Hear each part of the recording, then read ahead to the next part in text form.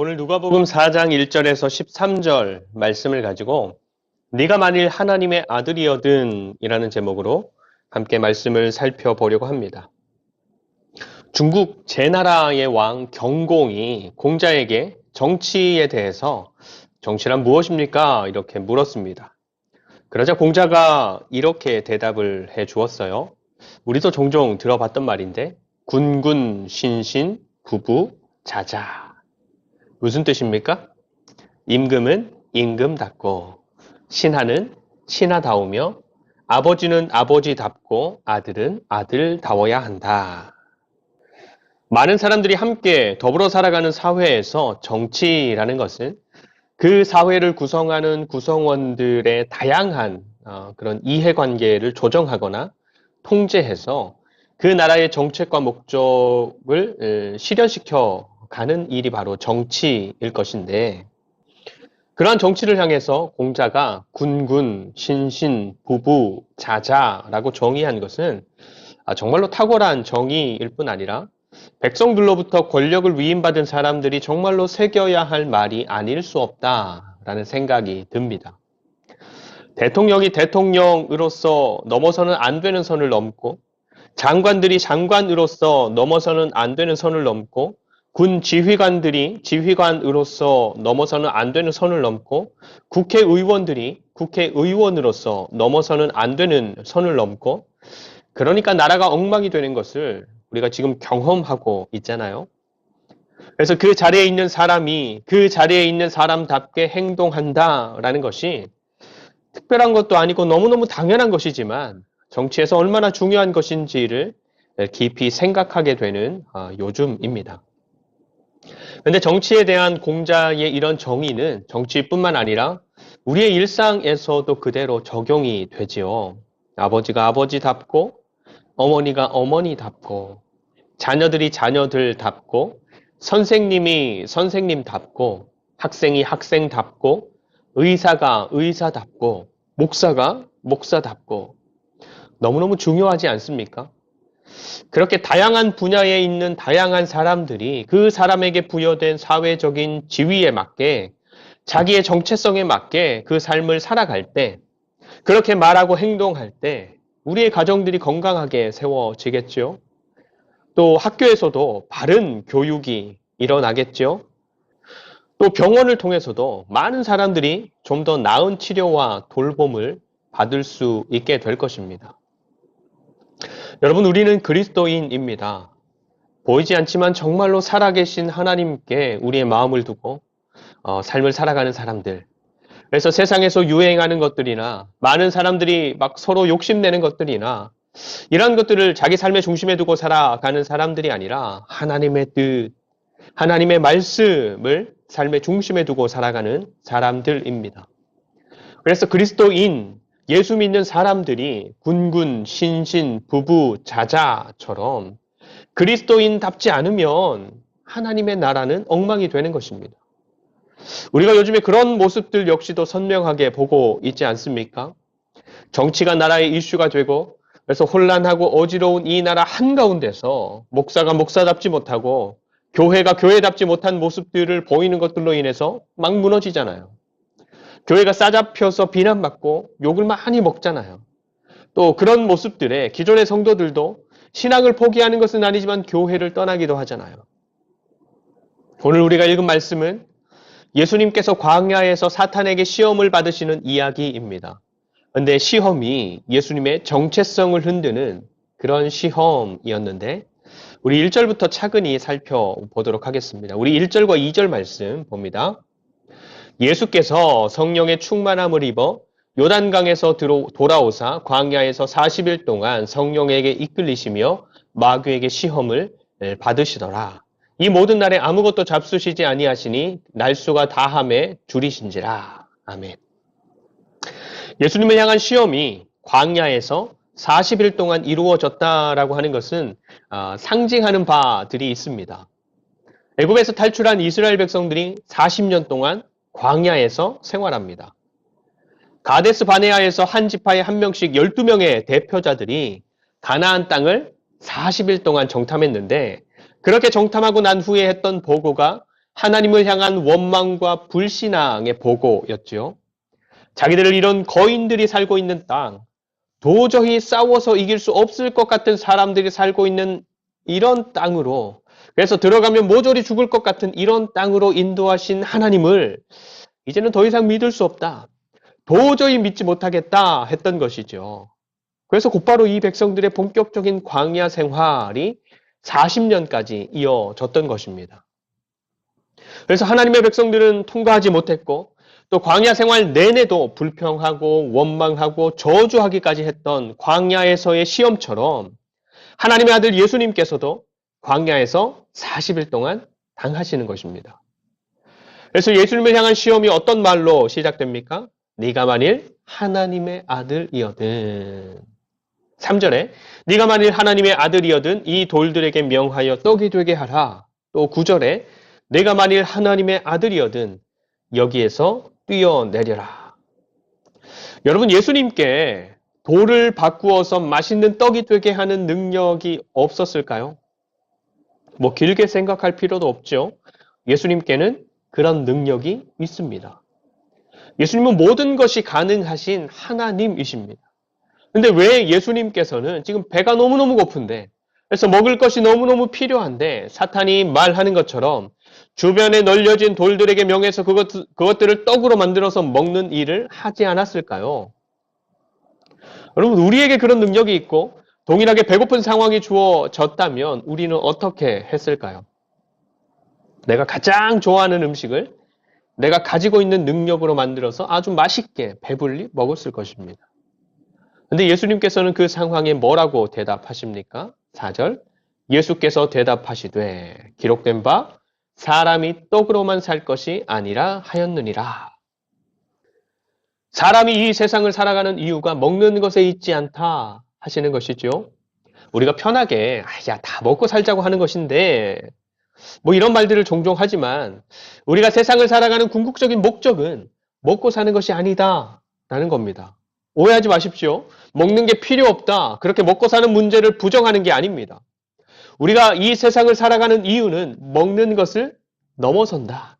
먹는 것을 넘어서야 한다라는 것입니다. 예수님을 향해서 사단이 하는 말 속에는 이런 의미들이 들어있어요. 배고픈데 왜 안 먹어? 지금 당신의 상황이 먹어야 하고 먹을 수도 있는데 왜 안 먹어?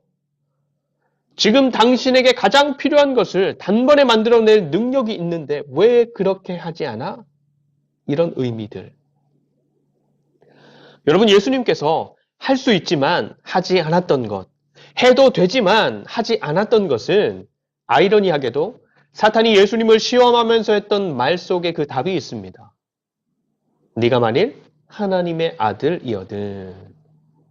예수님이 하나님의 아들이셨기 때문에 예수님의 정체성이 하나님의 아들이셨기 때문에 사탄이 하라는 대로 먹는 것, 배고픔을 해결하는 것, 지금 내 몸의 필요를 채워서 만족함을 누리는 것을 우선으로 두지 않으셨던 것입니다.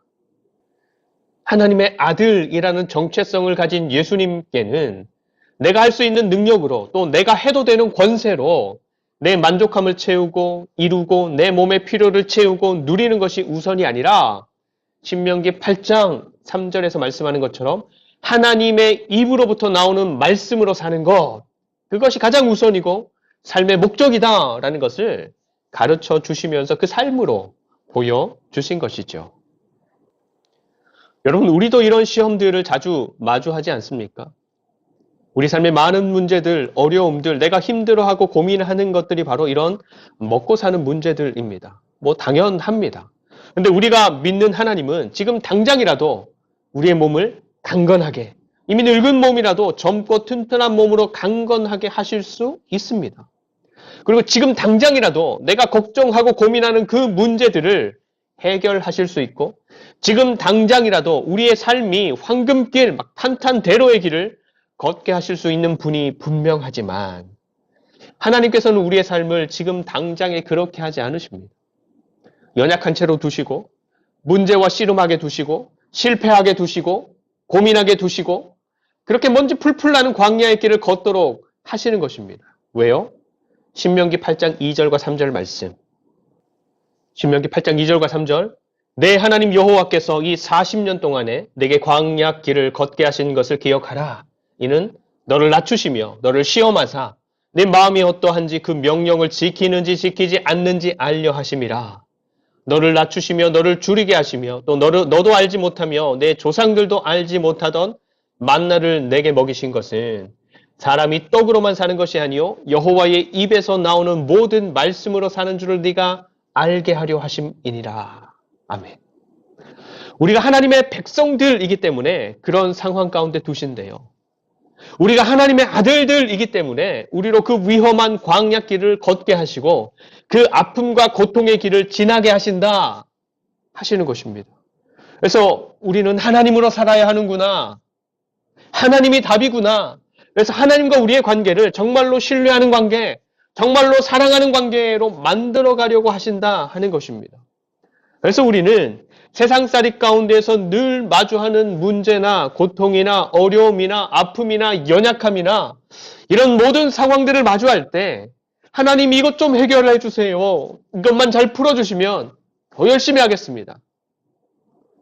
이런 기도와 바람들을 넘어서서 그런 문제더미들 속에서 더 크신 하나님, 더 넓으신 하나님을 깊이 만나는 것을 우선적인 목표로 두어야 한다라는 겁니다. 그런 아픔이나 고통이나 어려움이나 연약함들 속에서 나를 너무너무 사랑하시는 하나님을 진실하게 만나야 하는 것입니다. 그래야 우리가 걷는 먼지 풀풀 나는 광야의 길이, 우리가 마주한 어려운 시험들이 진짜 그 값을 하게 되는 것이죠. 그래서 삶을 살아가면서 우리가 마주하는 시험들이 또 어려움들이 아픔이나 슬픔들이 우리로 하여금 하나님을 더 깊이 알게 하고 만나게 하는 그런 반전의 은혜로 경험되는 저와 여러분들의 삶이 되기를 간절히 축복합니다. 그리고 9절을 보시면 네가 하나님의 아들이거든 여기 이 성전 꼭대기에서 뛰어내려 보라. 네가 하나님의 아들이라면 하나님이 반드시 아무런 해함 없이 구해 주실 것이다. 사탄이 이렇게 시험하지요. 근데 여러분 이 9절 말씀은 사탄이 예수님을 향해서 하는 말이지만 사실은 하나님을 향해서 하는 도전의 말입니다. 무슨 말인가 하면 이 예수가 하나님 당신의 아들이 맞다면 한번 구해 보십시오. 당신의 아들이 땅에 떨어지지 않게 구해서 이 예수가 당신의 아들이라는 것을 하나님 스스로 증명해 보십시오. 그렇게 하는 것이죠.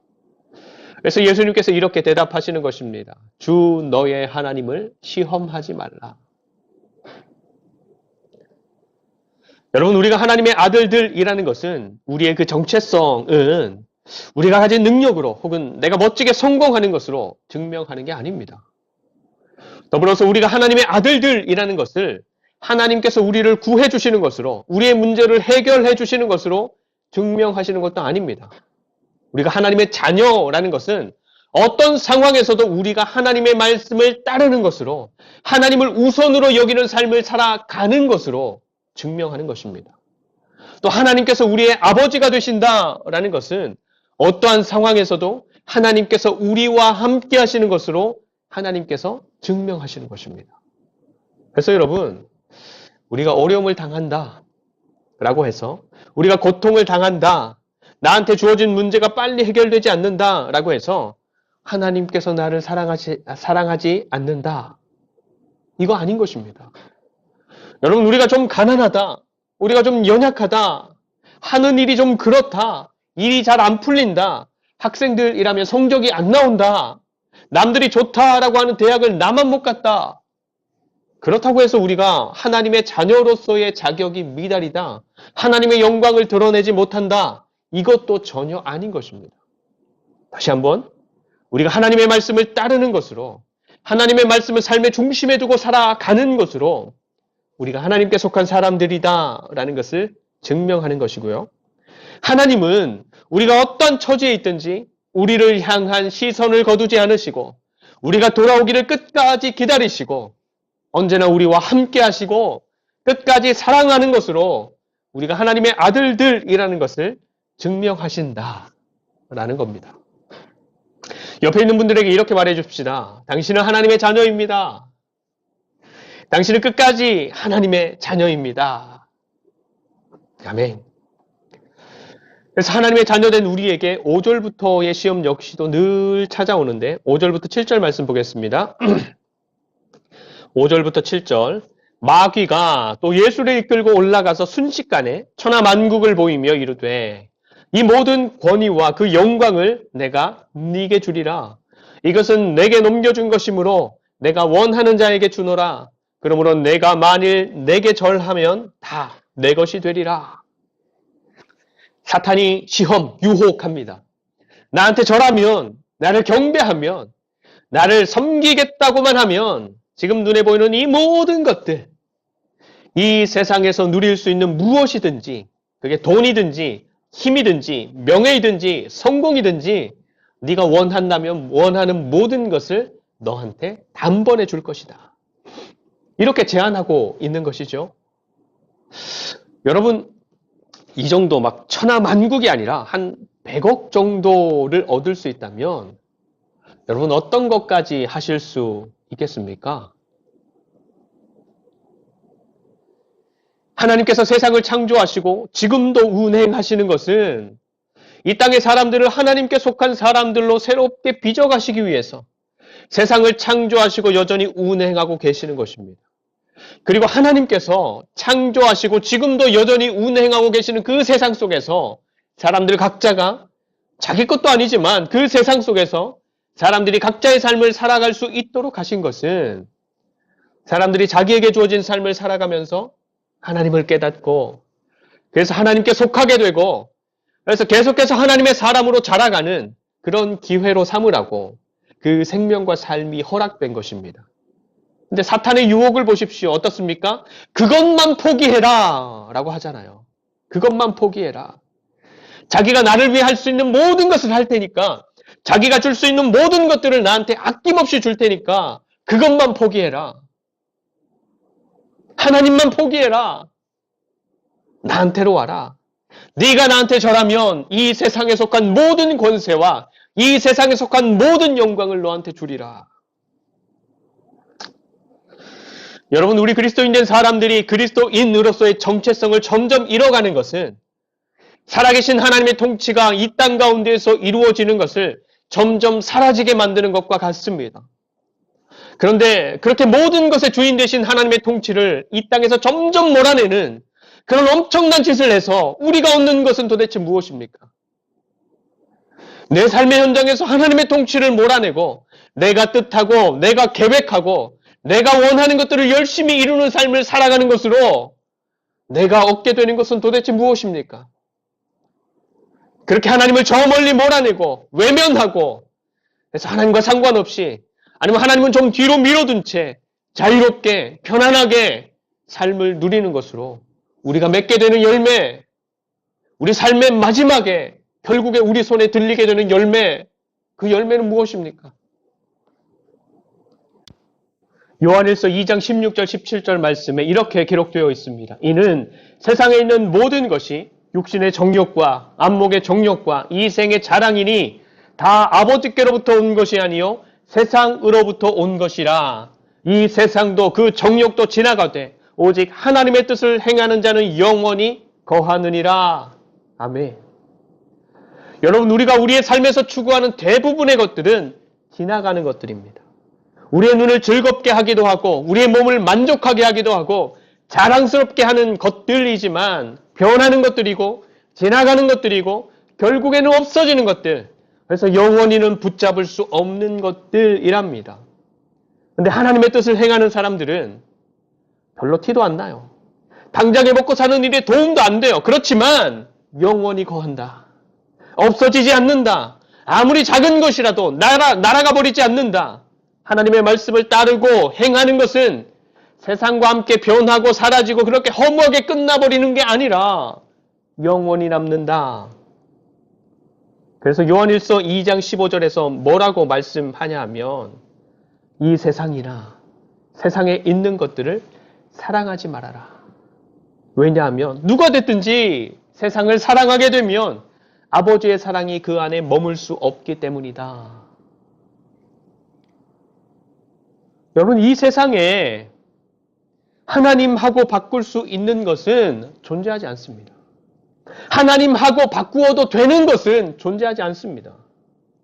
그래서 우리 눈이 우와 좋아 보인다. 우리 몸이 우와 대박이다. 우리가 이래저래 따져보기에 괜찮아 보이는 것 같다. 이런 생각이 들고 조금이라도 우리로 이렇게 고민하게 한다면 오늘 말씀의 이 장면을 기억하시면 좋겠습니다. 사단이 나를 높은 곳으로 데리고 올라가서 내가 호흡하는 그것, 내가 감격하는 그것을 보여주면서 나한테 한 번만 절하면 이거 다 줄게. 하나님을 버리지 않아도 돼. 두 번째, 세 번째로만 밀어주면 하나님의 자녀라는 정체성이 그렇게 선명할 필요 있니? 하나님을 좀 멀리 하겠다고만 하면 네가 원하는 것 가지게 해줄게. 네가 원하는 거 이루게 해줄게. 이렇게 우리를 꼬드기는 장면.